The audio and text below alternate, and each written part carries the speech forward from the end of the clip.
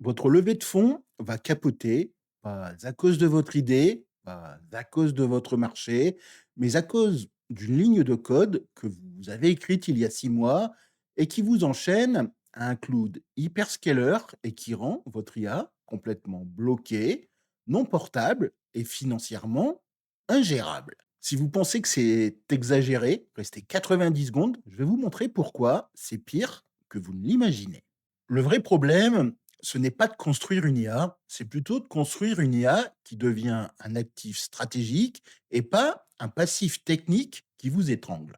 Moi, c'est Jean-Philippe Kachpchak, je ne vends pas de développement, je suis conseil pour CEO et CTO. J'ai une vue un petit peu périphérique, unique sur ce qui fait que certaines scale-up percent et d'autres se plantent. Et dans 95% des cas, le point de rupture, c'est l'architecture, pas la vision. Ma philosophie, on construit un bunker d'abord, on pense à la peinture après. Aujourd'hui, je vous donne un framework en 3 points pour identifier et désamorcer cette bombe à retardement dans votre stack tech. Le premier point est souvent un petit peu le plus sournois, c'est l'illusion de la vitesse. Vous utilisez peut-être des services managés propriétaires, du serverless, des bases de données clés en main, des API d'entraînement pour aller vite au début. Et je peux vous dire que c'est une bonne décision, jusqu'à que ça ne le soit plus. La dépendance s'installe de manière silencieuse, votre code devient inextricablement lié à leur écosystème, et le mythe à casser, c'est on pourra migrer plus tard. Et là, je vous dis non. Vous ne pourrez pas. Le coût de sortie va devenir prohibitif. La technodette est si élevée que les investisseurs les plus pointus le voient comme un trou dans la coque du bateau. Ils ne financent évidemment pas un naufrage, mais ce n'est que la partie émergée de l'iceberg, parce que le deuxième point, c'est là que ça fait vraiment mal au portefeuille. Si ce que je viens de vous dire sur les coûts cachés vous parle, n'hésitez pas à liker cette vidéo, ça m'aide à savoir que je suis sur la bonne piste et que je vous apporte une valeur concrète.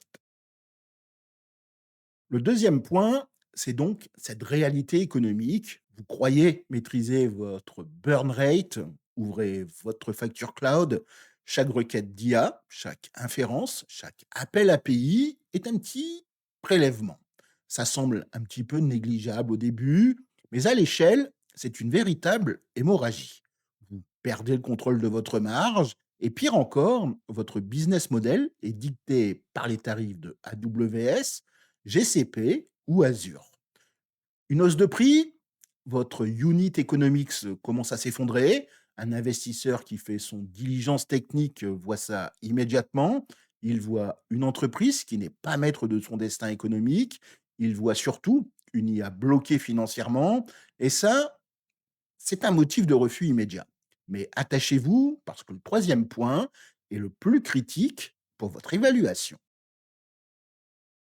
Le troisième point, c'est l'autonomie stratégique. C'est là que se joue votre évaluation à 8 ou 9 chiffres. Pouvez-vous déployer votre modèle où vous voulez, chez un client qui exige du on-premise, dans une région, avec les lois sur la souveraineté des données, sur un cloud secondaire pour négocier des tarifs agressifs? Si la réponse est non, votre IA est ce que je vais appeler prisonnière. Vous n'avez aucun levier de négociation, vous n'avez aucune flexibilité. Vous n'êtes pas un partenaire fiable pour les grands comptes. En Pologne, on ne construit pas une maison sur un terrain qui ne nous appartient pas.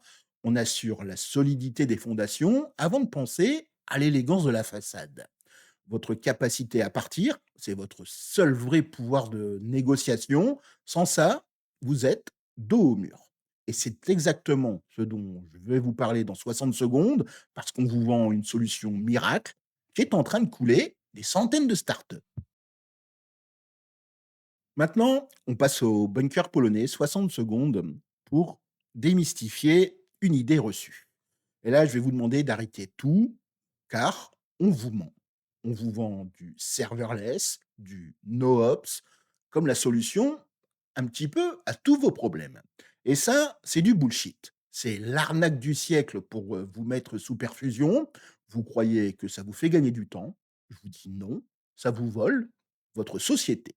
Pour échanger votre souveraineté technologique contre un peu de confort à court terme, c'est un véritable désastre stratégique.